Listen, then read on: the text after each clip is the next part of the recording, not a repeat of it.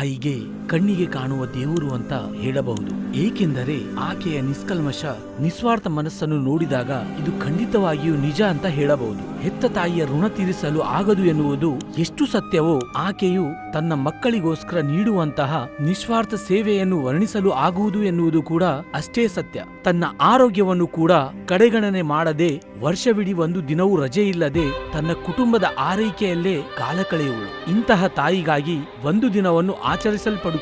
ಅದೇ ಪ್ರತಿ ವರ್ಷ ಮೇ ತಿಂಗಳಿನಲ್ಲಿ ಸೆಕೆಂಡ್ ಸಂಡೇ ತಾಯಂದಿರ ದಿನವನ್ನು ಅಂತಾರಾಷ್ಟ್ರೀಯ ಮಟ್ಟದಲ್ಲಿ ಆಚರಿಸಲಾಗುತ್ತದೆ. ಜೀವನ ಪೂರ್ತಿ ನಿಸ್ವಾರ್ಥ ಮನಸ್ಸು, ಪ್ರೀತಿ, ಪ್ರೋತ್ಸಾಹ ಮತ್ತು ತ್ಯಾಗಗಳನ್ನು ಮಾಡುವ ಅಮ್ಮನಿಗಾಗಿ ಪ್ರೀತಿ, ಮೆಚ್ಚುಗೆ ಮತ್ತು ಕೃತಜ್ಞತೆ ಸಲ್ಲಿಸುತ್ತಾ ಎಲ್ಲಾ ತಾಯಂದಿರಿಗೆ ಪುನರ್ಜನ್ ಆಯುರ್ವೇದ ಕಡೆಯಿಂದ ಹ್ಯಾಪಿ ಮದರ್ಸ್ ಡೇ.